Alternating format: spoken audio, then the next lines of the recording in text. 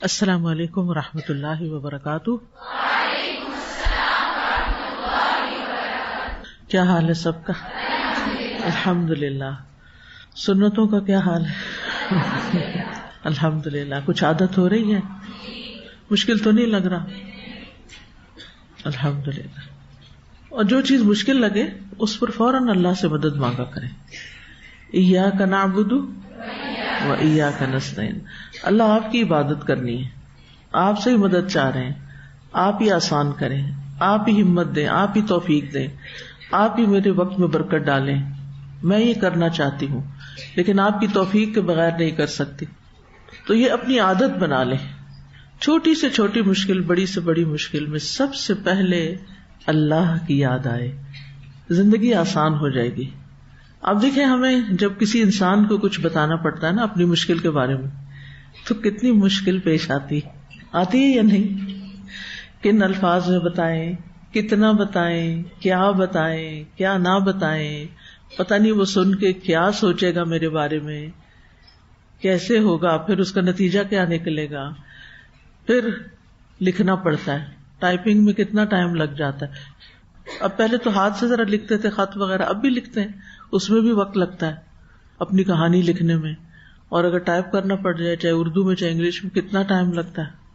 اور پھر اس کو پڑھنا ہوتا ہے کہ یہ بات سمجھ آئے گی بھی یا نہیں اس کو، اور پھر جب اس کو بھیج دیتے ہیں تو اس کے بعد پھر پریشانی لگ جاتی ہے، بار بار میسج چیک کرتے ہیں، اس نے جواب ہی نہیں دیا، پتہ نہیں جواب آیا کہ نہیں آیا، اور پھر جواب ہماری مرضی کے مطابق نہیں آتا، ہماری توقع کے مطابق نہیں آتا، تو پھر کیا ہوتا ہے؟ پھر اور فرسٹریشن ہوتی ہے، پھر ہم سوچتے ہیں اچھا اور کس کو بتائیں۔ کس قدر بھول میں ہے نا ہم، تو سب سے پہلے کس کو بتائیں؟ اللہ کو، جو پہلے سے ہی ہمارے حال کو جانتا ہے، لیکن اس کو پسند ہے کہ بندہ اپنی حاجت میرے سامنے رکھے۔ وہ جانتا ہے، سب کچھ جانتا ہے، لیکن پھر بھی وہ اس بات کو پسند کرتا ہے کہ بندہ خود اپنے منہ سے بول کے توجہ کے ساتھ میری بارگاہ میں آئے۔ کیوں؟ کون یہ چاہتا ہے کہ آپ اس کے پاس جائیں؟ جس کو آپ سے محبت ہوگی وہ آپ کو دیکھنا چاہتا ہے، وہ چاہتا ہے کہ آپ اس کی طرف توجہ کریں، کیونکہ وہ آپ سے محبت کرتا ہے، آپ کا خیر خواہ ہے۔ بعض اوقات ایسا ہوتا ہے نا کہ آپ کے پاس مسئلے کا حل ہوتا ہے اور ایک بچہ کبھی اس کے پاس جاتا ہے، کبھی اس کے پاس، کبھی اس کے پاس، تو آپ سوچتے ہیں کہ اس بیچارے کو پتہ نہیں ہے کہ حل کہاں ہے نا، پھر آپ اسے خود ہی بلا لیتے، ادھر آ جاؤ، یہ لو، دیکھو یہ پینسل ہے میرے پاس، یہ لے لو، یہ پینسل فلان جگہ رکھی ہوئی ہے۔ یا بعض اوقات آپ کو نظر آ رہی ہوتی ہے، اس کو خود نظر نہیں آتی، وہ صوفے میں کہیں اٹکی ہوئی ہوتی ہے، اور وہ میری پینسل کہاں گئی، میری پینسل کہاں گئی، اس سے پوچھ رہا، اس سے پوچھ رہا، پتہ آپ کو ہے، پھر آپ اس کو کہتے ہیں وہ دیکھو فلان جگہ لگا، مسئلہ حل ہو گیا۔ اب ہوتا یہ ہے کہ جب ہم سب سے پہلے اللہ تعالیٰ کے پاس چلے جاتے ہیں نا، تو اللہ تعالیٰ کی رحمت ہماری طرف متوجہ ہوتی ہے۔ اللہ تعالیٰ قریب ہے، مجیب ہے، نہ لکھنے کی ضرورت ہے، نہ سوچنے کی ضرورت ہے، بس جو دل میں ہے اپنے دل کے احساسات اللہ تعالیٰ کے آگے رکھ دیں، اللہ تعالیٰ سے بات کریں، اللہ تعالیٰ سے دعا کریں، اللہ تعالیٰ اس کو قبول کرے گا، اللہ تعالیٰ آپ کو حل سجھا دے گا، اللہ تعالیٰ آپ کو وہ جگہ بتا دے گا جہاں آپ کو اس مسئلے کے حل کے لیے جانا چاہیے، وہ رہنمائی کر دے گا۔ تو ایاک نعبد و ایاک نستعین، عبادت اللہ کی مدد کے بغیر ہو نہیں سکتی۔ اگر کوئی رکاوٹ آ رہی ہے نا، چاہے نفس کی طرف سے آ رہی ہے یا شیطان کی طرف سے آ رہی ہے، تو اس رکاوٹ کو دور کرنا ہے نا۔ ان دونوں پہ کس کا کنٹرول ہے؟ میرا؟ آپ کا؟ ہمارا ہے کنٹرول؟ نفس بھی قابو نہیں آتا، جو اپنا ہی ہے وہ بھی ہمیں اوور پاور کر جاتا ہے۔ تو ان پہ کنٹرول کس کا ہے؟ قادر مطلق اللہ سبحانہ وتعالیٰ کا۔ لہٰذا اللہ تعالیٰ سے مدد مانگے، اللہ تعالیٰ میں نے یہ سنتیں پڑھنی ہیں، آپ میرے لیے آسان کر دیں، آپ میرے اس وقت میں برکت ڈالیں، میری زندگی سے فضول اور بیکار کام نکال دیں، تاکہ مجھے وقت ملے کہ میں افضل ترین کاموں کی طرف متوجہ ہو جاؤں۔ تو اللہ تعالیٰ توفیق دے گا انشاءاللہ۔ آج ہم پڑھیں گے مغرب کی سنتوں کے بارے میں۔ مغرب کے فرضوں سے پہلے بھی 2 سنتیں ہوتی ہیں۔ عبداللہ مزنی رضی اللہ عنہ سے روایت ہے، وہ نبی صلی اللہ علیہ وسلم سے بیان کرتے ہیں کہ آپ نے فرمایا، مغرب سے پہلے 2 رکعتیں ادا کرو. مغرب سے پہلے 2 رکعتیں ادا کرو. تیسری مرتبہ فرمایا جو چاہے، یعنی لازم نہیں کیا. اسی لیے ہماری میجورٹی اکثریت پڑھتی نہیں، اور یہ اس لیے فرمایا کہ لوگ کہیں اسے سنت مؤکدہ نہ بنا لیں جیسے ظہر کی ہیں. یہ صحیح بخاری کی روایت تھی. سنن ابن ماجہ کی روایت ہے انس بن مالک رضی اللہ عنہ سے، انہوں نے فرمایا کہ رسول اللہ صلی اللہ علیہ وسلم کے زمانے میں مؤذن آذان دیتا تو لوگ مغرب سے پہلے 2 رکعت پڑھنے کے لیے اس کثرت سے کھڑے ہو جاتے کہ محسوس ہوتا اقامت ہو گئی ہے. یعنی سارے لوگ کھڑے ہو جاتے 2 سنت پڑھنے کے لیے اس سے پہلے کہ جماعت کھڑی ہو. اور اس وقت بھی آپ دیکھیں کہ حرم میں ایسا ہی ہوتا ہے. تو اکثر لوگ جنہوں نے یہ حدیث نہ پڑھی نہ سنی نہ کہیں دیکھی کوئی ایسی چیز، وہ حیران ہوتے ہیں یہ لوگ کس چیز کی نماز پڑھ رہے ہیں. وہ ایک دوسرے سے پوچھتے ہیں کہ ابھی امام نے تو نماز شروع نہیں کی، یہ کون سی نماز ہے. یعنی اتنی لا علمی ہے ہمیں اپنی ہی سنتوں سے، کیونکہ ہم علم حاصل نہیں کرتے. اور خاص طور پر حدیث کا علم، سنت کا علم جو ہماری زندگی کو خوبصورت بنا دیتا ہے، اس کی بہت کمی ہے.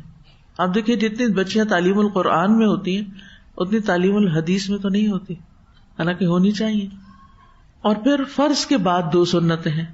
عائشہ رضی اللہ تعالی عنہا سے روایت ہے، انہوں نے فرمایا کہ نبی صلی اللہ علیہ وسلم مغرب کی نماز ادا کرتے، پھر میرے گھر تشریف لاتے اور 2 رکعت ادا کرتے.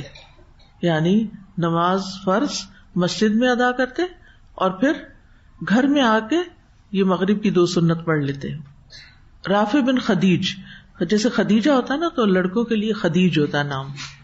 رافع بن خدیج رضی اللہ عنہ سے روایت ہے، انہوں نے فرمایا کہ اللہ کے رسول صلی اللہ علیہ وسلم ہمارے ہاں یعنی بنو عبد الاشہل کے محلے میں تشریف لائے. آپ نے ہماری مسجد میں ہمیں مغرب کی نماز پڑھائی، پھر فرمایا یہ 2 رکعتیں اپنے گھروں میں پڑھا کرو. یعنی فرض پڑھ کر گھر چلے جاؤ اور یہ جا کے گھر میں پڑھو. ایک تو گھر میں جب نماز پڑھی جاتی ہے تو اس سے گھر میں برکت ہوتی ہے. دوسرے یہ ہے کہ گھر والوں کو بھی ایک فیلنگ ہوتی ہے نا کہ ہاں مرد حضرات بھی گھر میں ہیں، اور ان کو ایک فیل ہوتا ہے کہ وہ ہمارے لیے بھی ٹائم ہے. جو مرد حضرات مسجد جاتے ہیں اور پھر آنے کا نام نہیں لیتے اور پھر بہت دیر کرتے ہیں اور بعض اوقات کئی نمازیں اکٹھی پڑھ کے آتے ہیں، پھر ان کے گھر والوں کو ان سے شکایت ہو جاتی ہے، اور ان کو پھر شوہر سے یا بھائی سے یا باپ سے تو کچھ شکایت ہوتی ہے، ساتھ مسجد سے بھی ہو جاتی ہے. وہ مسجد کے بارے میں بھی بدگمان ہو جاتے ہیں کہ یہ مسجد جاتے ہیں اور وہاں سے نہیں آتے. یہ مسجد جانا، اندر شیطانی آواز آ رہی ہوتی ان کا مسجد جانا ٹھیک نہیں. اور پھر بعض اوقات انکانشیسلی وہ مسجد جانے کو ان کے ڈیلے کروا دیتے ہیں. تو ہر چیز میں اعتدال اور سنت کی پیروی زندگی کو خوبصورت بنا دیتی ہے. اگر آج بھی ہم ان سنتوں پر عمل کریں اور ہمارے مرد حضرات بھی ان سنتوں پر عمل کریں تو زندگی کتنی خوبصورت ہو جائے. اور پھر آپ دیکھیں جب چھوٹے بچے صرف ماں کو ہی نماز پڑھتے دیکھتے ہیں، کیونکہ باپ تو ساری نمازیں باہر پڑھ رہا ہے، جو دینی گھرانے بھی ہیں. اب 2 طرح کے ہیں نا ہمارے ہاں گھرانے، ایک جن میں مرد نماز ہی نہیں پڑھتے، نہ مسجد جاتے ہیں نہ گھر میں پڑھتے، ماں بیچاری اٹھتی ہے پڑھتی ہے جو کرتی. دوسرے جو مسجد جاتے ہیں اور واپس نہیں آتے، اور بچے جو ہیں وہ صرف ماں کو نماز پڑھتے دیکھتے ہیں. تو ان چھوٹے لڑکوں کو مسجد جانے کی عادت ہی نہیں پڑتی. پھر تو اگر ہم صحیح سنت پر آ جائیں تو ہر چیز اپنی جگہ پر آ جائے گی، اور ایک خیر نہیں کئی طرح کی خیر نصیب ہوگی. اس بات کو یاد رکھیے گا. قل ان کنتم تحبون اللہ فاتبعونی یحببکم اللہ ویغفر لکم ذنوبکم. زندگی خوبصورت ہو جاتی. نحمده ونصلی علی رسولہ الکریم، اما بعد فاعوذ باللہ من الشیطان الرجیم. بسم اللہ الرحمن الرحیم. رب اشرح لی صدری ویسر لی امری واحلل عقدۃ من لسانی یفقہوا قولی. الحمد للہ الذی فتح لنا ابواب فضلہ وفتح لنا ابواب رحمتہ وفتح لنا ابواب جنتہ، والحمد للہ الذی ہدانا الی الاسلام وارسل الینا سید الانام ووضع عنا ما لا طاقة لنا به ولم يكلف انفسنا الا وسعها. ہر قسم کی حمد اللہ کے لیے ہے جس نے ہمارے لیے اپنے فضل اور مہربانی کے دروازے کھولے، تبھی تو یہاں بیٹھے ہیں، اور ہمارے لیے اپنی رحمت کے دروازے کھولے، رمضان ہے، اور ہمارے لیے اپنی جنت کے دروازے کھولے۔ کب کھلتے ہیں جنت کے دروازے؟ رمضان میں۔ ہر قسم کی حمد اللہ کے لیے ہے جس نے ہمیں اسلام کی طرف ہدایت فرمائی اور ہماری طرف تمام انسانوں کے سردار کو رسول بنا کر بھیجا، اور جس عمل کے کرنے کی ہم میں طاقت نہیں وہ ہم سے معاف کر دیا، اور ہمارے نفسوں کو ان کی طاقت سے زیادہ مکلف اور ذمہ دار نہیں بنایا۔ نحن نقص عليك احسن القصص بما اوحينا اليك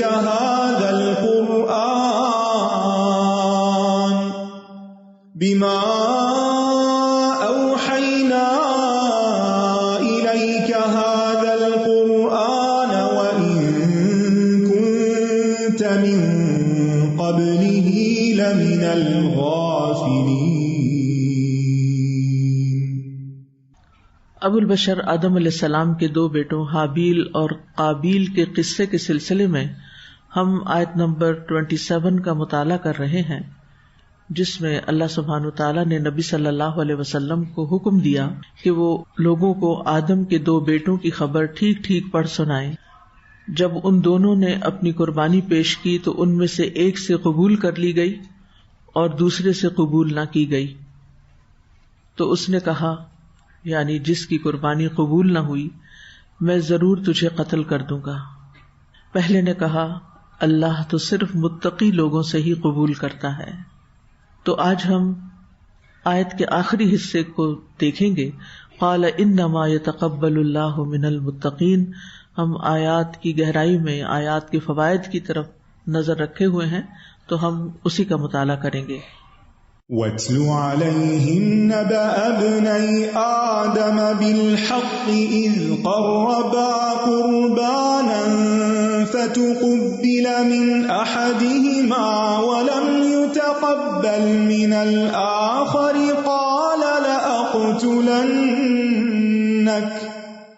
قَالَ إِنَّمَا يَتَقَبَّلُ اللَّهُ مِنَ الْمُتَّقِينَ۔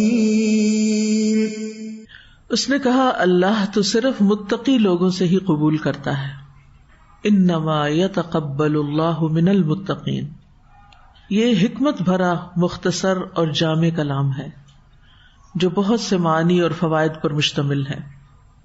اس میں اس بات کی دلیل ہے کہ اللہ تعالیٰ اسی مومن کی اطاعت اور عبادت قبول کرتا ہے جو متقی ہو۔ عامر بن عبداللہ پر جب موت کا وقت آیا تو وہ رونے لگے۔ ان سے کہا گیا، آپ کیوں روتے ہیں حالانکہ آپ اتنی عبادت کرتے ہیں اور اس قدر نیک اعمال کرتے رہے ہیں؟ تو انہوں نے کہا، میں اللہ تعالیٰ کو فرماتے ہوئے سنتا ہوں کہ انما یتقبل اللہ من المتقین، یعنی اللہ تعالیٰ کے ہاں وہی عمل قابل قبول ہے جو تقوی کی بنیاد پر ہو۔ جس انسان کے اندر یہ احساس رہتا ہے اسے کبھی اپنی نیکیوں کا غرور نہیں ہوتا، وہ کبھی سیلف پائٹی کا شکار نہیں ہوتا، وہ کبھی یہ نہیں سوچتا کہ میں تو بہت نیک ہو گیا ہوں اور اب میری جنت پکی ہو گئی ہے اور میں دوسروں سے بہتر ہو گیا۔ تو یہاں پر جو کی ورڈ ہے وہ تقویٰ ہے، یعنی تقویٰ جو عمل کے قبول ہونے کا سبب ہے وہ ہے کیا؟ تنہائی میں اور علل اعلان اللہ کی خشیت اختیار کرنا، صرف اللہ کے لیے کام کرنا، صرف اسی سے ثواب کی توقع رکھنا اور اسی کے بتائے ہوئے طریقے کے مطابق کام کرنا۔ تقویٰ کا لفظ لغت میں وقایا سے ہے، وقایا جس کا معنی ہوتا ہے اپنے آپ کو یا کسی دوسرے کو کسی خطرے سے روکنا، اور شرعی معنوں میں اس سے مراد اپنے آپ کو اس خطرے سے روکنا جو انسان کی آخرت کے لیے نقصان دہ ہو، یعنی ہر اس خطرے سے بچنا، ہر اس عمل سے بچنا، ہر اس کام سے بچنا جو آخرت میں نقصان دینے کا باعث بنے۔ تو متقین وہ لوگ ہیں جو اپنے دین کے بارے میں ڈرتے رہتے ہیں، ہر اس خطرے سے جو ان کے لیے نقصان دہ ہو، وہ کوشش کرتے ہیں کہ اپنے آپ کو اس سے بچا لیں. تو گویا دوسرے لفظوں میں تقویٰ اس خطرے کے بارے میں خوف کا احساس ہے جو اس کی آخرت میں نقصان کا باعث ہو سکتا ہے. یعنی ان چیزوں سے ڈرتا ہے مومن جو آخرت میں نقصان کا باعث ہو سکتے. اسی لیے عام طور پر اس کو کیا کہتے ہیں؟ خوف خدا. تقویٰ کا کیا معنی کرتے ہیں؟ اللہ سے ڈرنا، اللہ کا ڈر. کیونکہ وہ ڈر ہوتا ہے تو انسان بچتا ہے، خطرے سے ڈرتا ہے تو پھر انسان کے اندر ایک بچنے کی کیفیت آتی. یہ جو بچنے کی کیفیت ہے اسی کو پھر پرہیزگاری کہتے ہیں. تو پرہیزگاری اصل میں تقویٰ کی شرط ہے، کیونکہ گناہ اور خطرے سے اپنے آپ کو بچانے کے لیے پرہیز اور دوری اختیار کرنا ضروری ہے. یعنی گناہ سے آپ کیوں بچتے ہیں؟ اللہ کے ڈر سے. تو یہ جو بچنا ہے یہ اس لیے بچنا ہوتا ہے کہ آپ اس گناہ سے ڈر رہے ہوتے ہیں کہ یہ خطرے کا باعث ہے میری آخرت کے لیے. اسی طرح یہ معنی بھی کیا جاتا ہے خود کو اللہ کے عذاب سے بچانا. یعنی بچانے کا جو کوئی معنی ہے، گناہ سے بچانا، خطرے والی چیز سے بچانا، اللہ کے عذاب سے بچانا. یعنی متقی انسان اپنے آپ کو نیک عمل کے ذریعے اللہ تعالیٰ کی نافرمانی سے بچاتا ہے اور الٹیمیٹلی عذاب سے بچاتا ہے. ابن عباس کہتے ہیں متقی وہ لوگ ہیں جو اللہ سے اور اس کی سزا سے ڈرتے ہیں. ایک آدمی نے ابو ہریرہ رضی اللہ عنہ سے تقویٰ کے بارے میں پوچھا تو انہوں نے کہا کیا تم کبھی ایسے راستے پر چلے ہو جو خاردار ہو؟ اس نے کہا جی ہاں. انہوں نے فرمایا پھر تم نے کیا کیا؟ تو اس نے کہا جب میں کانٹوں کو دیکھتا ہوں تو اس جگہ سے کترا کے نکل جاتا ہوں. اب اس کو گناہ کے سینس میں لے کانٹوں کو، جیسے گناہ والا کام کہیں ہو رہا ہے تو وہ انسان کیا کرے؟ بچ کے نکل جائے، قریب نہ جائے. لا تقربوا الزنا، دور دور سے نکلے. یا اوپر سے پھلانگ جاتا، نہیں اس کے اندر نہیں گرتا بلکہ اوپر سے چھلانگ لگا دیتا ہوں. تو انہوں نے فرمایا یہی تقویٰ. اور ابی ابن کعب والی روایت تو آپ کو معلوم ہی ہے کہ جب حضرت عمر رضی اللہ عنہ نے ان سے پوچھا کہ تقویٰ کیا ہے تو انہوں نے پوچھا کیا تم کسی خاردار جنگل سے گزرے ہو؟ کہا کیا؟ انہوں نے کہا میں اپنے کپڑے سمیٹ لیتا ہوں اور اپنے آپ کو بچاتے ہوئے گزرتا ہوں. کہا یہی تقویٰ ہے کہ دنیا میں طرح طرح کے فتنے، ترغیبات اور طرح طرح کے گناہوں کی دعوت ہے، تو انسان پھر اگر اللہ سے ڈرتا ہے اور آخرت کے عذاب سے ڈرتا ہے تو کیا کرتا ہے؟ ان گناہوں میں پڑنے کی بجائے ان سے بچ کے نکل جاتا ہے، اپنے کپڑے سمیٹ لیتا ہے. بعض علماء کہتے ہیں کہ صغیرہ اور کبیرہ ہر قسم کے گناہوں کو چھوڑنا تقویٰ ہے. اسی طرح یہ بھی کہا گیا ہے کہ تقویٰ یہ ہے کہ آپ اللہ کی طرف سے نور پر، یعنی ایک بصیرت کے ساتھ اللہ کی عبادت کریں، اس کے ثواب کی امید رکھیں، اور جو اللہ نے حرام ٹھہرایا ہے اس کو بھی اللہ کی طرف سے علم کے نور کی بنا پہ چھوڑ دیں. یعنی علم کا ایک نور ہوتا ہے نا جو دل پہ پڑتا ہے اور انسان کو نظر آنے لگتا ہے کیا حلال ہے کیا حرام ہے، اور اللہ کے عذاب کا خوف رکھے. ایک قول یہ بھی ہے کہ تقویٰ سے مراد ہے اللہ کی اطاعت کی جائے، اس کی نافرمانی نہ کی جائے، اس کا ذکر کیا جائے، اس کو بھولا نہ جائے، شکر کیا جائے، ناشکری نہ کی جائے. تو جس انسان کے اندر اطاعت ہو، ذکر ہو، شکر ہو، وہ متقی انسان ہے. اور یہ بھی کہا گیا کہ تقویٰ اسے کہتے ہیں کہ اللہ تعالیٰ آپ کو وہاں نہ دیکھے جہاں جانے سے اس نے منع کیا ہے. اللہ تعالیٰ آپ کو وہاں نہ دیکھے جہاں جانے سے اس نے آپ کو منع کیا ہے، اور وہاں سے غیر حاضر نہ پائے جہاں جانے کا حکم دیا ہے، وہاں سے غیر حاضر نہ پائے. یہ یاد رکھیے کہ تقویٰ صرف ظاہری وضاقتہ کا نام نہیں، کیونکہ کچھ لوگ کیا سمجھتے ہیں مخصوص لباس، مخصوص چیزیں، تسبیح وغیرہ پکڑ لی جائیں، داڑھی بڑھا لی جائے، یا حجاب کی مخصوص ساخت بنا لی جائے، یا ڈھیلے ڈھیلے چلا جائے، یا ہر وقت ہلتے جلتے رہا جائے، یا چند ایکشنز کو وہ تقویٰ کا نام دیتے کہ جس کے اندر یہ سب کچھ ہوگا وہ متقی ہوگا. حدیث میں آتا ہے کہ تقویٰ کا تعلق کس سے ہے؟ دل سے. رسول اللہ صلی اللہ علیہ وسلم نے اپنے سینہ مبارک کی طرف اشارہ کرتے ہوئے 3 مرتبہ فرمایا تقویٰ یہاں ہے، تقویٰ یہاں ہے، تقویٰ یہاں ہے. کبھی آپ کو ایکو کروانے کا اتفاق ہوا جو دل کا سکین کرتے ہیں؟ آپ میں سے کسی نے کروایا؟ اس میں ہوتا یہ سمپلی کہ وہ آپ کے ہارٹ کے اوپر ایک چھوٹا سا آلہ رکھتے ہیں جیل کے ساتھ، اور اس سے اسکرین کے اوپر آپ کے دل کے اندر تک جھانک کے دیکھ لیتے ہیں کہ پمپنگ کیسے ہو رہی ہے، خون کتنا فلو کر رہا ہے، دھڑکن کیسی وغیرہ وغیرہ، بہت کچھ دیکھتے ہیں اس میں، والو کیسے کام کر رہے ہیں. مجھے اس کا اتفاق ہوا تو میں سوچ رہی تھی کہ اس مشین سے تقویٰ تو کہیں نظر نہیں آئے گا، کوئی مشین تقویٰ نہیں دیکھ سکتی. اگر میرے دل میں اللہ کی محبت ہے تو اس مشین سے تو نظر نہیں آئے گی. تو یہ ظاہری مشینیں اور ظاہری چیزیں، یعنی اللہ کی قدرت نظر آتی ہے، اللہ پہ پیار نظر آتا ہے کہ اللہ نے اس دل کے اندر کیا کچھ چھپا دیا، کیسے کیسے بھید ہیں ہمارے دلوں کے اندر.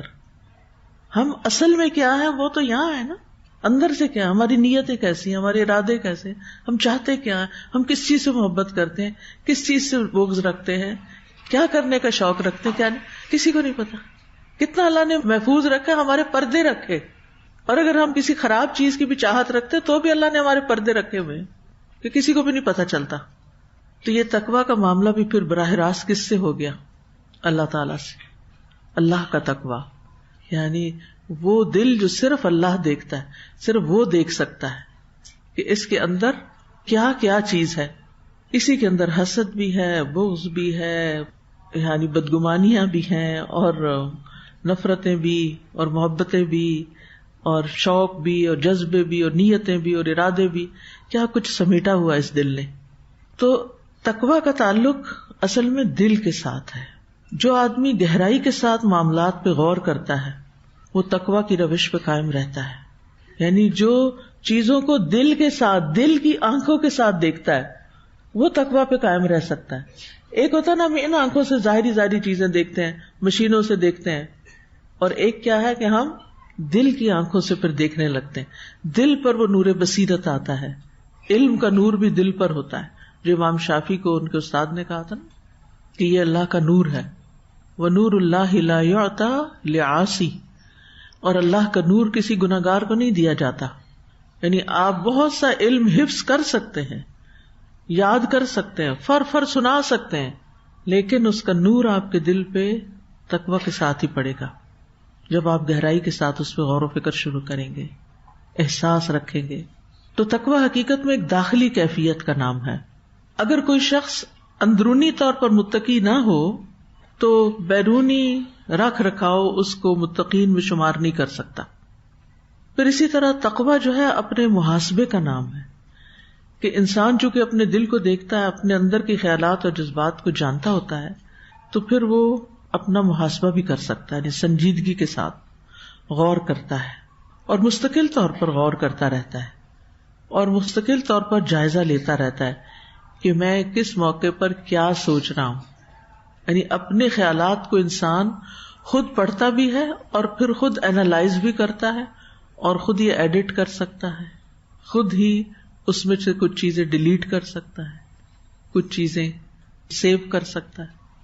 یہ کوئی اور نہیں کر سکتا، یہ آپ کو خود کرنا ہے. سیلف انالیسس، اپنا محاسبہ آپ. اور یہ ہوتا رہے گا، یعنی آپ کی سیلف ٹاک ہوتی رہے گی اپنے اندر ہی اندر، اپنے سے باتیں کرتے رہیں گے، چاہے آپ لوگوں کی مجلس میں ہو، کچھ بھی کر رہے ہوں، اندر کی آواز سنتے رہیں گے تو آپ تقویٰ کی روش اختیار کرتے رہیں گے. اور جہاں آپ کو پتا چل جائے، ڈیٹیکٹ ہو گیا یہ ہے فالٹ، یہاں ہے مسئلہ، اب آپ اس کے آگے کمزور ہیں، بچھے ہوئے ہیں، پھر اللہ سے مدد مانگیں گے کہ اللہ تعالیٰ آپ مجھے اس سے نکالیں. بالکل ایسے ہی جیسے جسمانی بیماریوں کو، مثلاً اگر کسی کا ہارٹ اسکین ہوتا ہے اور ڈاکٹر اس کو بتاتے ہیں کہ آپ کے ہارٹ میں فلاں تکلیف ہے، تو پھر وہ اس کو جان کے بیٹھ تو نہیں رہتا. پھر اس کے بعد نیکسٹ اسٹیپ کیا ہوتا ہے؟ وہ کس سے ملتا ہے؟ جا کے کارڈیالوجسٹ سے جا کے ملتا ہے اور وہ کہتا ہے کہ اب مجھے آپ اس کا حل بتائیں. وہ اس کے لیے کیا تجویز کرتا ہے؟ کچھ دوائیں اور کچھ پرہیز کا نام نہیں لیا آپ نے، کیونکہ ہم پرہیز والی قوم نہیں ہیں، پرہیز کو کچھ نہیں سمجھتے. تقویٰ ہے ہی پرہیز. تو اب بھی ایسے لوگ ہیں جو آپ کا علاج صرف دوا سے نہیں کرتے. دو طریقہ علاج ہے، ایک میں دوائیاں ڈومیننٹ ہیں اور ایک میں پرہیز ڈومیننٹ ہے. دونوں میں اعتدال ہونا چاہیے. دوا بھی کرنی چاہیے اور پرہیز بھی کرنا چاہیے. دوا نہیں کریں گے تو علاج نہیں ہوگا, وہ کریکشن نہیں ہوگی فالٹ کی, اور پرہیز نہیں کریں گے تو وہ صحت مند نہیں ہو سکے گا آپ کا دل, یا جس جگہ کے بھی آپ علاج کر رہے ہیں. تو دل کے اندر جب کوئی خرابی آ جاتی ہے, نیت میں خرابی آ جاتی ہے, یا کوئی ایسی خواہش غلبہ پا لیتی ہے, یا کوئی چیز آپ کے دل میں وسوسہ غلبہ پا لیتا ہے, تو اس میں پھر آپ کو دونوں چیزیں کرنی پڑیں گی. دوا بھی کرنی پڑے گی, کچھ چیزیں پڑھنی بھی پڑے گی, اور کچھ چیزوں سے بچنا بھی پڑے گا. اس کے بغیر شفا نہیں ہوگی. اور اگر شفا نہیں ہوئی اور یہ بیمار دل لے کے چلے گئے, مر گئے, اوہو, اس سے بڑا اپنے ساتھ ظلم کوئی نہیں, کیونکہ سب کچھ پیچھے رہ جائے گا. آپ کا جسم بھی, آپ کے ہاتھ پاؤں جنہیں سنوارتے رہتے ہیں, جنہیں خوبصورت بنانے کی فکر کرتے رہتے ہیں, یہ بال, یہ کھال, یہ سب کچھ سب پیچھے رہ جائے, سب قبر میں مٹی بننے والا ہے. روح نے جانا ہے, اور روح نے ساتھ کیا لے کے جانا ہے؟ روح جب جائے گی آگے, ساتھ کیا لے کے جائے گی؟ نفس مطمئنہ, قلب مطمئن. اگر آپ اس حال میں فوت ہوتے ہیں کہ آپ کا قلب مطمئن ہے, تو پھر آگے برزخ کی زندگی میں ایک اطمینان نصیب ہوگا.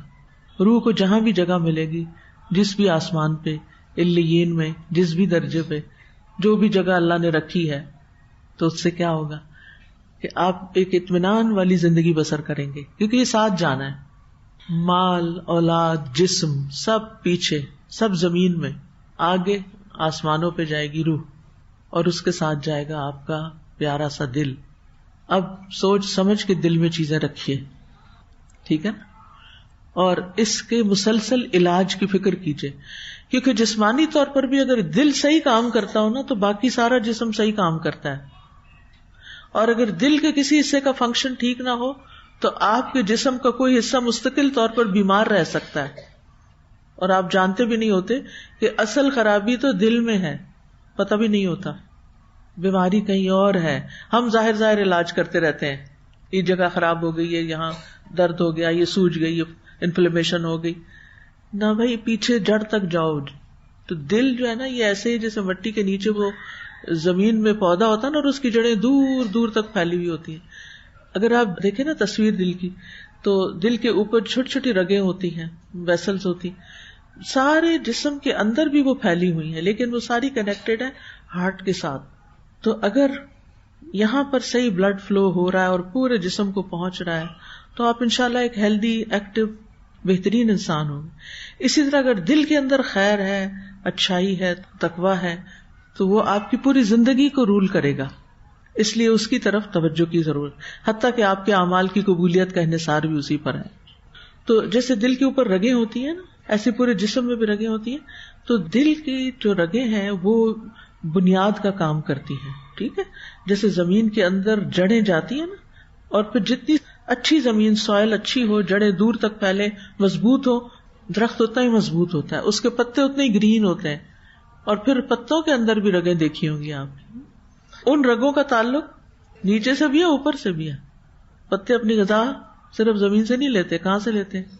سورج سے بھی لیتے ہیں, روشنی سے بھی لیتے ہیں, ٹھیک ہے نا. تو ہمارے لیے بھی غذا اوپر سے بھی آتی ہے اور نیچے سے بھی آتی ہے. تو بہرحال کہنے کا مطلب یہ ہے کہ اگر آپ ایک اچھا انسان بننا چاہتے ہیں, تو سب سے زیادہ آپ کو اپنے قلب, دل پر کام کرنے کی ضرورت ہے, اور اس کا علاج اور اس کا پرہیز. اس لیے آپ دیکھیں کہ ابن قیم کہتے ہیں تقویٰ کی 3 درجات ہیں. دل اور اعضاء کو گناہوں اور حرام کاموں سے بچانا, حرام کاموں سے بچانا. اب یہ کیا ہے, اس کو دوسرے لفظوں میں کیا کہیں گے؟ وقایا یا پرہیز, اور انگریزی میں کیا کہتے ہیں پرہیز کو؟ پریکاشن. تو پریکاشن لینی ہے کس چیز سے؟ حرام کاموں سے. پھر وہ کہتے ہیں اس کے بعد مکروہ کاموں سے, کیونکہ ہم عام طور پہ کیا پوچھتے ہیں, یہ حرام تو نہیں؟ وہ حرام نہیں تو بس ٹھیک ہے, اب چھٹی ہے, اب جو مرضی کریں. کئی لوگ کہتے ہیں میں نے پڑھا تھا یہ مکروہ ہے, تو مطلب یہ کہ کچھ تو کر ہی سکتے ہیں نا, کچھ تو جواز ملتا ہی ہے, مکروہ ہی ہے نا, کون سا حرام ہے؟ ٹھیک ہے مکروہ ہے, لیکن مکروہ کس کو کہتے ہیں؟ ناپسندیدہ کو. تو آپ ناپسندیدہ کام کر کر کے متقی بن سکتے ہیں؟ نہیں. تو پہلا درجہ کیا ہے؟ حرام سے بچنا. دوسرا درجہ کیا ہے؟ مکروہ سے بچنا. تیسرا کیا ہو سکتا ہے؟ فضول اور بے فائدہ چیزوں سے بچنا، جو حرام نہیں ہے، جو مکروہ بھی نہیں ہے، اور ہم ان کو یہ سمجھتے ہیں نہ یہ حرام ہے نہ یہ مکروہ ہے تو کوئی فرق نہیں پڑتا، لیکن فضول ہیں، بے فائدہ ہیں. فضول کی گفتگو، بیکار کی گفتگو، ایکسٹرا چیزیں، بے فائدہ چیزیں. ایک دفعہ کسی نے مجھ سے کہا کہ میں نے اپنے گھر میں اسٹور روم بنایا ہی نہیں. میں نے کہا وہ کیوں؟ تاکہ میرے گھر میں کوئی بے فائدہ چیز جمع ہی نہ ہو. کتنا اچھا کانسیپٹ ہے نا. کہتے میں کوئی ایکسٹرا فضول بیکار چیز جمع نہیں کرتی. ڈی جنکنگ جس کو کہتے ہیں، یہ ٹرم سنی ہوگی، ڈی جنکنگ. ڈی جنکنگ کا مطلب ہوتا ہے سارا جنک باہر نکال دو. دل سے تو نکالنا ہی ہے، زندگی سے بھی نکالنا ہے، گھروں سے بھی نکالنا ہے. ڈی جنکنگ، جس چیز کی ضرورت نہیں، جو آپ کے استعمال میں نہیں اور نہ آنے والی ہے، نہ کوئی 6 مہینے تک، اس سال تک آپ نے پچھلے رمضان سے اس رمضان تک ہاتھ نہیں لگایا، اس کو پلٹ کے نہیں دیکھا. کچھ لوگوں کے گراج بھرے ہوئے ہوتے ہیں جنک سے. اب اس میں کیا ہوتا ہے، تجربہ کیجیے. میں آپ کو سوچنے کی دعوت دیتی ہوں.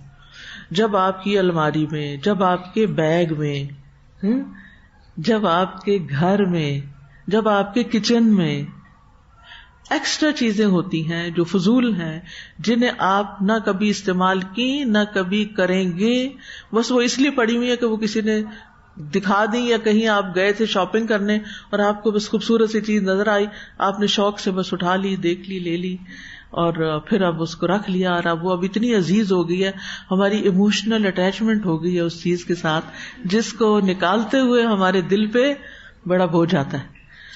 لیکن آپ کو پتا ہے لن تنالوا البر حتی تنفقوا مما تحبون. اللہ اکبر. اب دیکھیے کہ محبت ہم صرف ان چیزوں سے نہیں کرتے جو بڑی قیمتی ہوتی ہیں. بعض اوقات ہمیں اپنے سونے کی بنی ہوئی شادی کا جو سیٹ ہے وہ بھی نہیں پسند ہوتا، وہ بھی ایک ہی دفعہ پہنا جاتا ہے، وہ رکھا ہی رہتا ہے لاکر کی، وہ اپنے بچوں کے لیے بھی رکھ لے، خود تو پسند نہیں، بچوں کے لیے رکھا ہوا.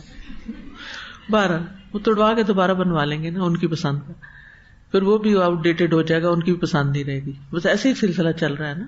کچھ چیزیں ہم نے اپنی زندگی میں صرف اس وجہ سے رکھی ہوئی ہیں کہ ہماری ان سے ایموشنل اٹیچمنٹ ہے، وہ ہماری ضرورت نہیں ہے، وہ ہمارے لیے اصل میں فضول ہے. فضول عربی میں زائد چیز کو کہتے ہیں، زائد ہیں، ہمارے لیے بے فائدہ ہیں، وہ کسی اور کے فائدے کی ہو سکتی.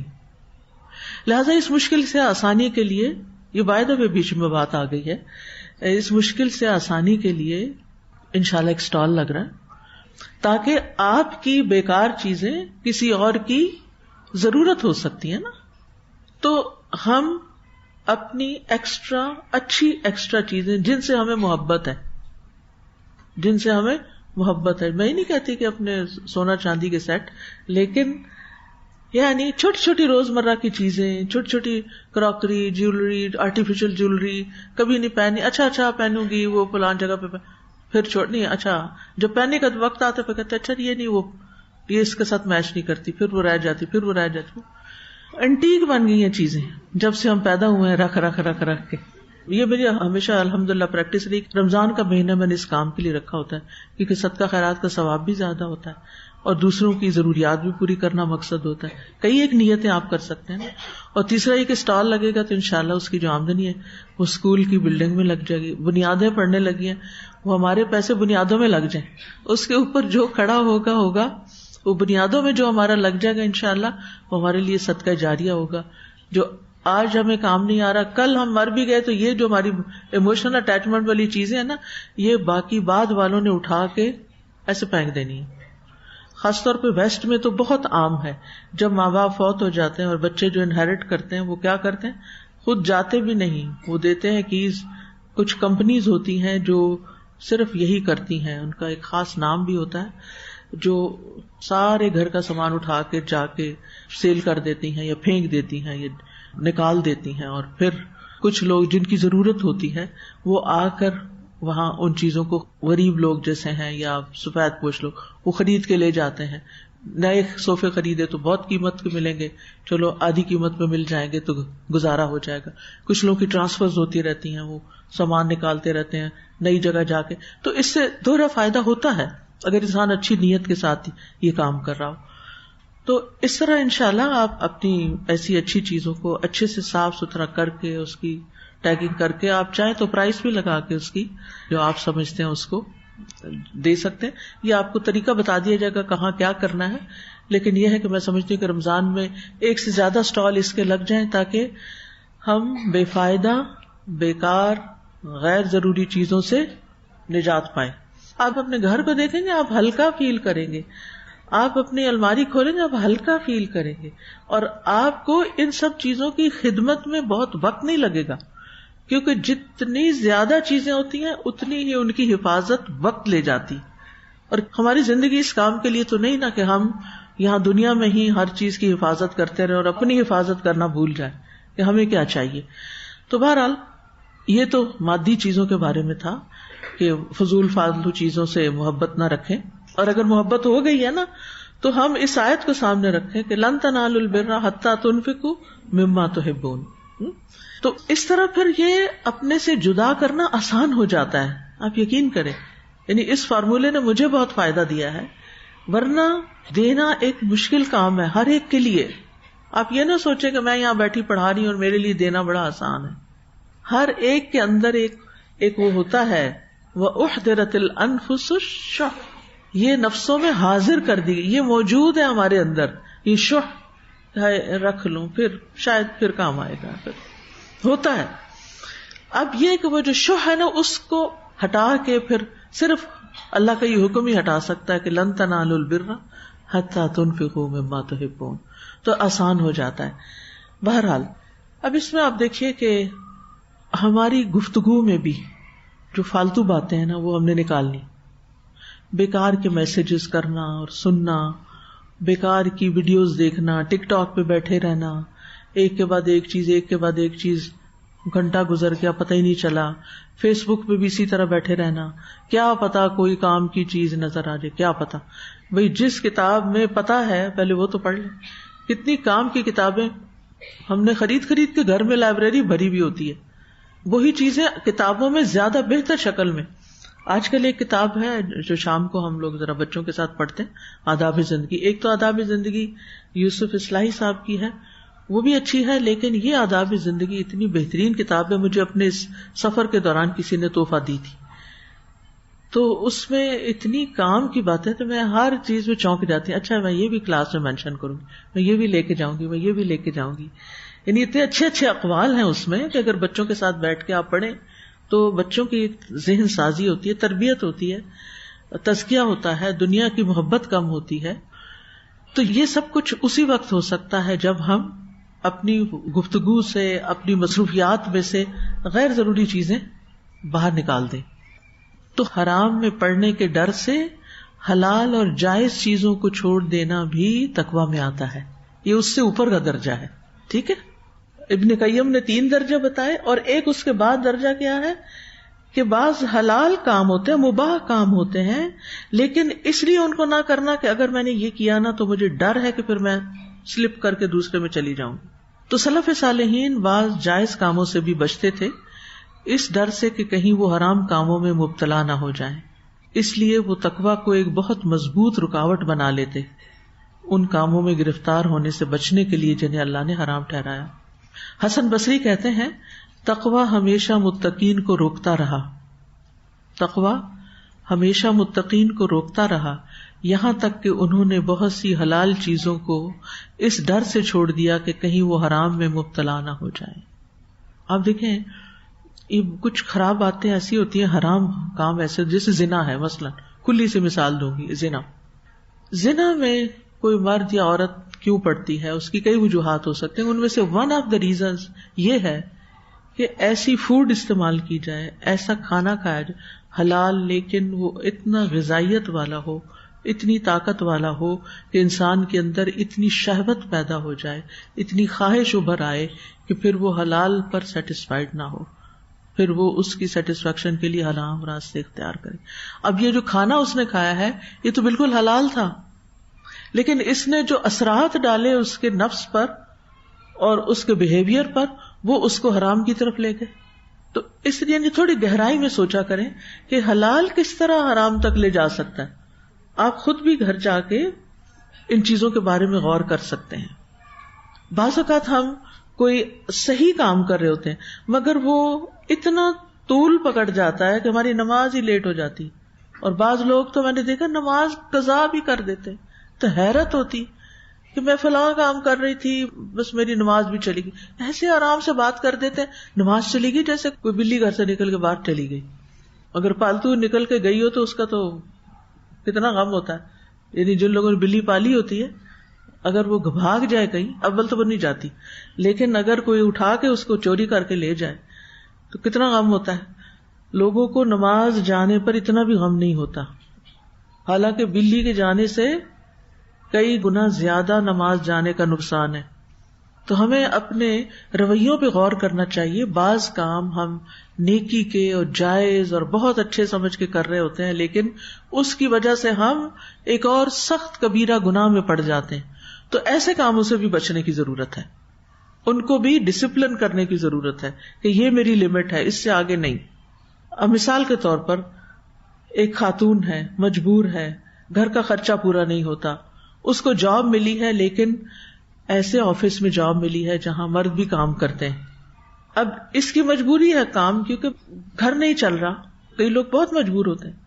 اکثر لوگ پوچھتے ہیں نا کہ ہمیں کو ایجوکیشن میں پڑھنا پڑ رہا ہے کیونکہ ڈگری کہیں اور نہیں ہوتی، اور ہمیں فلاں آفس میں کام کرنا پڑ رہا ہے کیونکہ یہ کام بس وہیں ہو سکتا ہے، ہمیں مردوں کے ساتھ انٹریکٹ کرنا پڑتا ہے.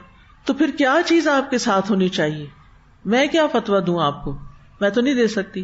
کیا چیز آپ کے ساتھ ہو جو آپ کو حرام سے بچا لے، حرام دوستی سے، حرام نظر سے، حرام تعلق سے، حرام کی طرف جانے سے، حرام گفتگو سے.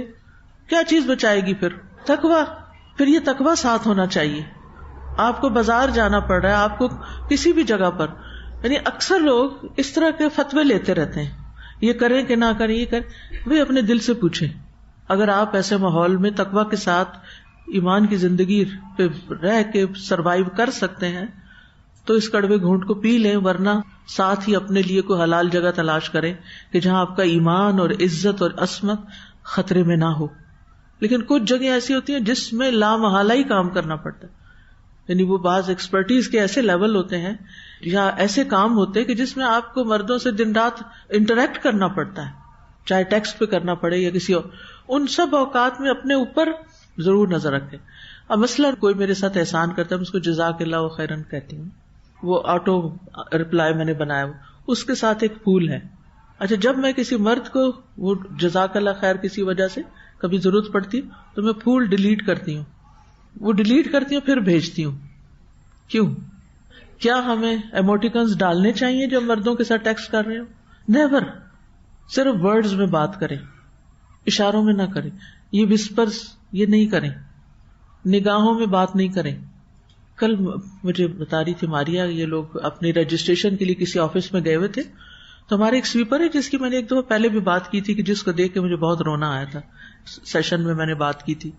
تو وہ ہے سویپر، لیکن ہمیشہ اس کے اندر ایک ایسی چیز نظر آتی ہے مجھے، جو وہ کرتا بھی بیک یارڈ کی وہ صفائی ہے تو اکثر نظر بھی آ جاتا ہے کہ جو خیر ہوتی ہے نا اس کی پتہ نہیں کوئی وائبز ہوتی ہیں، کیا چیز کہ آپ محسوس کر جاتے ہیں.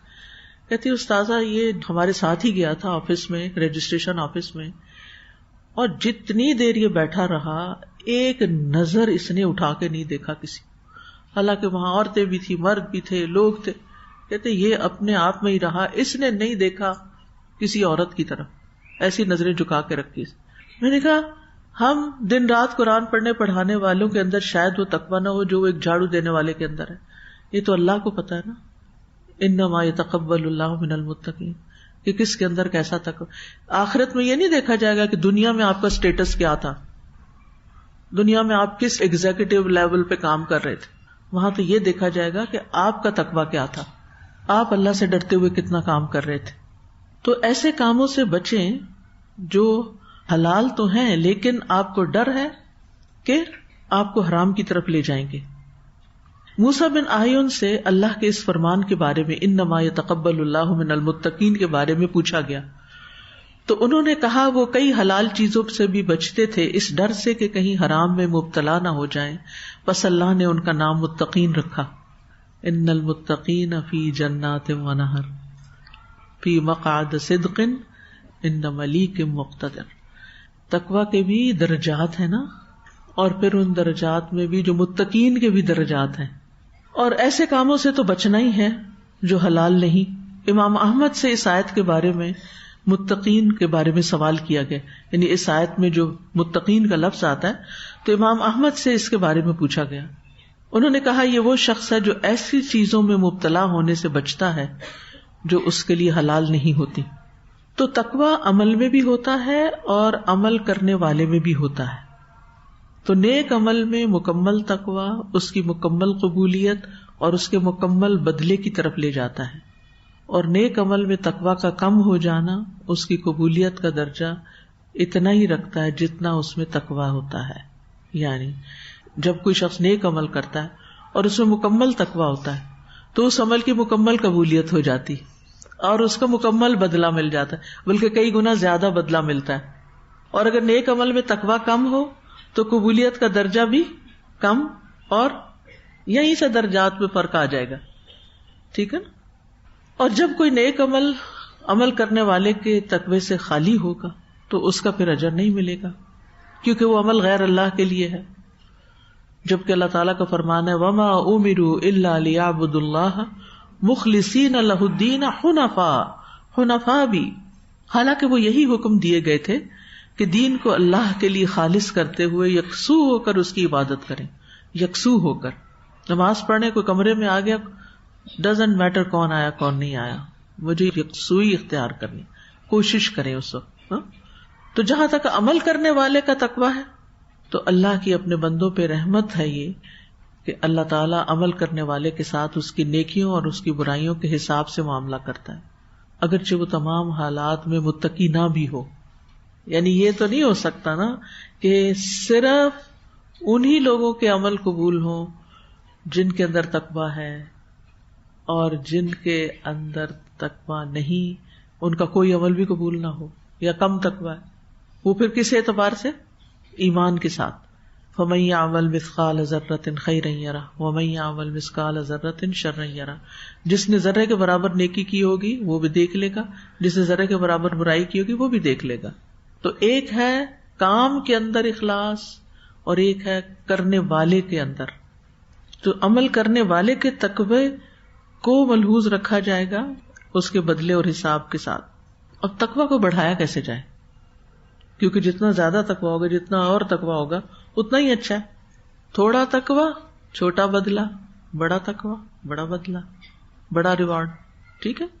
سب سے پہلی چیز، سب سے بڑھ کے اللہ سے محبت کریں اور ہر کام اللہ کی محبت میں کریں، اور اللہ کی محبت پر باقی محبتوں کو قربان کر دیں.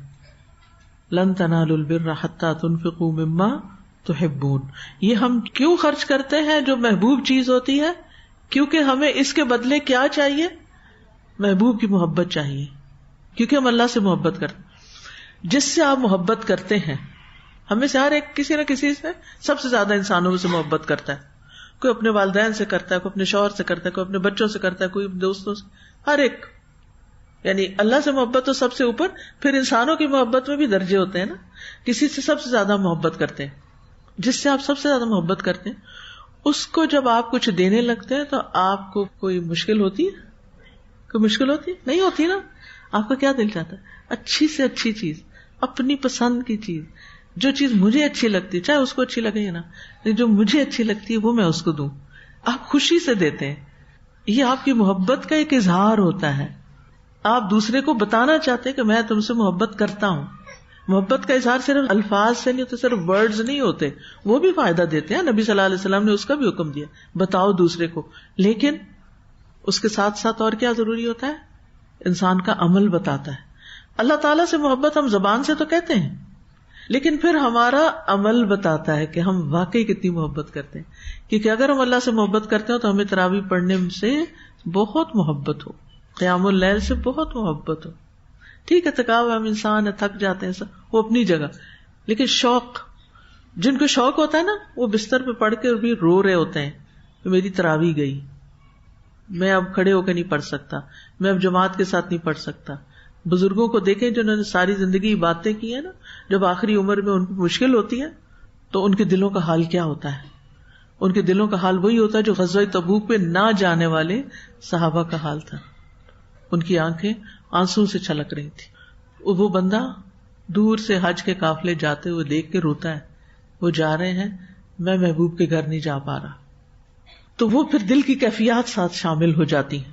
تو سب سے پہلی چیز اللہ کی محبت میں اضافہ کریں اور اس بات کا احساس رکھیں کہ اللہ تعالیٰ آپ کا نگران ہے, اللہ آپ کو دیکھ رہا ہے. پھر اللہ کی عبادت میں کمی نہ کریں, یعنی اپنی عبادات کا لحاظ رکھیں. تو اللہ کی عبادت تقوی میں اضافے کا باعث بنتی. اگر آپ عبادتوں میں کوتاہی کر رہے ہیں نا, نماز نہیں پڑھ رہے, یا وقت پہ نہیں پڑھ رہے, یا صحیح طریقے پہ نہیں پڑھ رہے, تقوی حاصل ہی نہیں ہو سکتا. کیونکہ اللہ تعالیٰ نے عبادت فرض ہی اس لیے کی تاکہ ہمارے اندر تقوی پیدا ہو, اور جو عبادت ہی نہیں کرتا وہ تقوی اس کے اندر کہاں سے آئے گا؟ کوئی یہ صرف نہیں کہہ سکتا میں نماز تو نہیں پڑھتا لیکن میرے دل میں بڑا اللہ کا ڈر ہے. ہوگا, ہم مانتے ہیں, لیکن وہ تقوی تک آپ نہیں پہنچے. اللہ تعالیٰ فرماتے سورۃ البقرہ 21 میں, یا ایھا الناس اعبدوا ربکم الذی خلقکم والذین من قبلکم لعلکم تتقون. روزے کس لیے فرض کیے گئے؟ یا ایھا الذین آمنوا کتب علیکم الصیام کما کتب علی الذین من قبلکم لعلکم تتقون. اور روزہ تو خاص طور پر, کیونکہ روزے میں علاج سے زیادہ کیا ہے؟ پرہیز. یہ پرہیز کرا کرا کے ہم سے تقوی پیدا کیا جا رہا ہے. ٹھیک ہے. اور علاج میں قیام اللیل ہے, وہ علاج ہے. قرآن شفا ہے کہ رات کی نماز میں قرآن پڑھا جائے یا سنا جائے, کیونکہ کتاب اللہ کو مضبوطی سے پکڑنا تقوی پیدا کرتا ہے. سورۃ البقرہ 63 میں ہے, وَإِذْ أَخَذْنَا مِيثَاقَكُمْ وَرَفَعْنَا فَوْقَكُمُ الطُّورَ خُذُوا مَا آتَيْنَاكُمْ بِقُوَّةٍ خُذُوا مَا آتَيْنَاكُمْ, کیا جو تورات تھی ان کی کتاب, بِقُوَّةٍ, اور ہمارے لیے کیا؟ قرآن, بِقُوَّةٍ وَاذْكُرُوا مَا فِيهِ, جو احکام اس میں ہیں انہیں خوب یاد رکھو, لعلکم تتقون. تو یہ کتاب تقوی پیدا کرنے کا باعث ہے, قرآن کا پڑھنا اور پڑھانا. پھر اللہ کے راستے کا اتباع, یعنی پڑھنے کے بعد اگلا سٹیپ کیا؟ اس کو فالو کرنا اور دوسرے راستے چھوڑ بھی دینا. پھر کیا ہے؟ ایک کرنے کا کام اور ایک چھوڑنے کا, ایک علاج اور ایک پرہیز. وَأَنَّ هَذَا صِرَاطِي مُسْتَقِيمًا فَاتَّبِعُوهُ وَلَا تَتَّبِعُوا السُّبُلَ فَتَفَرَّقَ بِكُمْ عَنْ سَبِيلِهِ ذَلِكُمْ وَصَّاكُمْ بِهِ لَعَلَّكُمْ تَتَّقُونَ. سورۃ الانعام. اور بلا شبہ یہی میری سیدھی راہ ہے, لہذا اسی پہ چلتے جاؤ اور دوسری راہوں پہ نہ چلو, دوسرے رستوں پہ مت جاؤ, ورنہ وہ تمہیں اللہ کی راہ سے ہٹا کر جدا جدا کر دیں گی. اللہ نے تمہیں انہی باتوں کا حکم دیا ہے شاید کہ تم متقی بن جاؤ. پھر اس رستے پر ثابت قدمی اختیار کرنا. والذین اہتدوا زادہم ھدی وآتاہم تقواہم. یہ کون سی صورت ہے؟ محمد 17. جن لوگوں نے ہدایت پائی اللہ ان کو اور زیادہ دیتا ہے. جنہوں نے ہدایت پائی اللہ ان کو اور زیادہ ہدایت دیتا ہے اور ان کو ان کا تقویٰ عطا کرتا ہے. یعنی جو ہدایت پانے کی کوشش میں لگے رہیں گے ان کو اور ہدایت ملتی رہے گی اور ان کا تقویٰ بھی بڑھتا رہے گا. پھر خود کو اچھی صفات سے مزین کرنا. سورۃ آل عمران 133 اور 4, وَسَارِعُوا إِلَىٰ مَغْفِرَةٍ مِّن رَّبِّكُمْ وَجَنَّةٍ عَرْضُهَا السَّمَاوَاتُ وَالْأَرْضُ أُعِدَّتْ لِلْمُتَّقِينَ. کون ہے؟ الَّذِينَ يُنفِقُونَ فِي السَّرَّاءِ وَالضَّرَّاءِ وَالْكَاظِمِينَ الْغَيْظَ وَالْعَافِينَ عَنِ النَّاسِ وَاللَّهُ يُحِبُّ الْمُحْسِنِينَ. اور اپنے رب کی بخشش اور اس جنت کی طرف دوڑ کر چلو جس کا عرض آسمانوں اور زمین کے برابر ہے. وہ ان متقی لوگوں کے لیے تیار کی گئی ہے جو خوشحالی اور تنگ دستی ہر حال میں خرچ کرتے ہیں, کرنے کا کام, اور غصے کو پی جاتے ہیں, نہ کرنے کا کام, پرہیز, اور لوگوں کو معاف کر دیتے ہیں. ایسے ہی نیک لوگوں سے اللہ محبت کرتا ہے جو دینے والے ہیں اور غصہ پی جانے والے ہیں. اب کچھ لوگ صدقہ خوب کرتے ہیں لیکن ساتھ ہی باتیں سناتے جاتے ہیں, ان کی باتوں سے آپ بچ نہیں سکتے. اب ان سے ضرورت بھی ہوتی ہے, آپ ان سے معاملہ بھی کرنا پڑتا ہے, وہ آپ کے کام بھی آتے ہیں, لیکن ساتھ ہی اتنی باتیں سناتے ہیں کہ انسان سوچتا ہے کہاں بھاگ جائے. ہیں ایسے لوگ. تو ہمیں ایسا نہیں بننا. اللہ کی راہ میں دینا ہے لیکن ساتھ زبان لا تبطلوا صدقاتکم بالمن والاذی. من بھی اور اذا دو چیزیں ہیں الگ الگ. اور خاص طور پر ہم کس کو سناتے ہیں پھر ڈانٹ ڈپٹ؟ جو ہمیں نقصان دیتے ہیں یا اذیت دیتے ہیں. والعافین عن الناس. معاف کر دو، جانے دو، اگنور کرو، چھوڑ دو، لیو اٹ. متقین اور محسنین کی صفات ہیں یہ. پھر گناہوں کو چھوڑنا. حدیث میں آتا ہے رسول اللہ صلی اللہ علیہ وسلم نے حضرت ابو ہریرہ سے فرمایا تم اللہ کی حرام کردہ چیزوں سے بچو، سب سے زیادہ عبادت گزار بن جاؤ گی. ہم سمجھتے عبادت گزار بنتے ہیں کچھ کر کے، وہ بھی ٹھیک ہے، کرنا تو ہے، لیکن زیادہ بڑا عبادت گزار کون ہے؟ جو بچتا ہے. ایک شخص سود لیتا ہے، رشوت لیتا ہے اور صدقے خوب کرتا ہے، کیا خیال ہے وہ عبادت گزار ہے؟ نہیں. ایک شخص ملاوٹ کرتا ہے، مثلاً پیٹرول ہی بیچتا ہے، تو اکثر لوگوں کو کیا شکایت ہوتی کہ ہمارے ملک میں خالص پیٹرول نہیں ملتا. کیوں؟ بہت پہلے کسی سے بات ہوئی تھی، کسی پیٹرول پمپ والوں سے، ان سے بات ہوئی تھی تو انہوں نے کہا کہ پھر تو ہم سروائیو ہی نہیں کر سکتے ملاوٹ نہ کرے تو. اللہ اکبر. ایسا نہیں ہے. رزق اللہ کے ہاتھ میں. ایمانداری میں برکت ہے، بے ایمانی میں برکت کوئی نہیں. آپ کے پاس لاکھوں بھی ہو تو برکت کوئی نہیں ہوتی، اور جب برکت ہوتی ہے تو تھوڑا بھی بہت خوشی کا سبب ہوتا ہے. تھوڑے میں بھی آپ بہت کچھ کر سکتے ہیں. آپ آٹا بیچتے ہیں، ملاوٹ ہوتی ہے اس میں، کیا یہ تقویٰ کی علامت؟ مرچوں میں ملاوٹ تقویٰ کی علامت، گھی میں ملاوٹ ہے تقویٰ کی علامت ہے. جب تک یہ چیزیں نہیں چھوڑیں گے تاجر حضرات، جب تک یہ کام نہیں چھوڑیں گے اس وقت تک متقی نہیں بن سکتے. صدقے خیرات بھی قبول نہیں ہوں گے، کیونکہ ملاوٹ والا جو آپ نے مال کمایا وہ مشکوک مال تھا، وہ صدقہ بھی کیا تو میلا کچیلا تھا. بعض لوگ کہتے ہیں نا صدقہ بھی کیا، فلاں بھی کیا، فلاں بھی کیا، مشکل آسان نہیں ہوئی. پہلے سوچے صدقہ کس چیز کا کیا، کس چیز کے صدقے سے منع کیا گیا جو تمہیں خود پسند نہیں. اور جو ولا تیمموا الخبیث، مال خبیث ہو جاتا ہے نا جب اس کے اندر حرام کمائی شامل ہو جاتی ہے. ولا تیمموا الخبیث، تو اس خبیث سے بچنا ہے. تھوڑے میں گزارا کر لیں لیکن حلال میں کریں.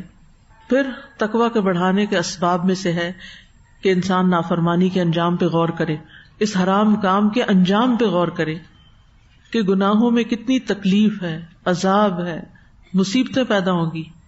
تو یہ چیز انسان کو تقویٰ کی طرف لے جائے گی، چاہے گناہوں میں کتنی ہی لذت کیوں نہ ہو. پھر خواہشات کا مقابلہ کرنا اور ان کی پیروی سے بچنا. یعنی تقویٰ کو بڑھانے کے اسباب میں سے ہے کہ آپ اس چیز کو سیکھیں اور جانیں کہ آپ خواہش کا مقابلہ کیسے کر سکتے ہیں. النازعات 40-41 میں ہے وَأَمَّا مَنْ خَافَ مَقَامَ رَبِّهِ وَنَهَى النَّفْسَ عَنِ الْهَوَىٰ فَإِنَّ الْجَنَّةَ هِيَ الْمَأْوَىٰ. اور رہا وہ جو اپنے رب کے سامنے کھڑے ہونے سے ڈر گیا اور اس نے نفس کی خواہش کو روک لیا تو جنت ہی اس کا ٹھکانہ ہے. تو جنت کس سے ملتی ہے؟ بچنے سے. کس سے؟ حرام خواہشات کی تکمیل سے. حلال اعتدال کے ساتھ تکمیل جائز ہے. پھر شیطان کی چالوں اور اس کے وسوسوں کا علم ہونا چاہیے. پھر تقوی والوں کو ساتھی بنائیں. الاخلاء یومئذ بعضهم لبعض عدو الا المتقین. الزخرف 67. اس دن متقین کے علاوہ سب ایک دوسرے کے دشمن ہو جائیں گے. نبی صلی اللہ علیہ وسلم نے فرمایا مومن آدمی کے علاوہ کسی کی صحبت اختیار نہ کرو، یعنی فضول لوگوں میں مت بیٹھو، ورنہ کیا ہوگا؟ جو تقوی کمایا ہوگا وہ بھی جائے گا، ڈرین ڈاؤن. اور پھر اللہ سے تقوی کا سوال. اللہم انی اسألک الہدی والتقی والعفاف والغنی اللہم آت نفسی تقواها وزکها انت خیر من زکاها انت ولیها ومولاها وآخر دعوانا ان الحمد للہ رب العالمین. سبحانک اللہم وبحمدک اشہد ان لا الہ الا انت استغفرک واتوب الیک. السلام علیکم ورحمۃ اللہ وبرکاتہ. فاقصص القصص لعلهم يتفكرون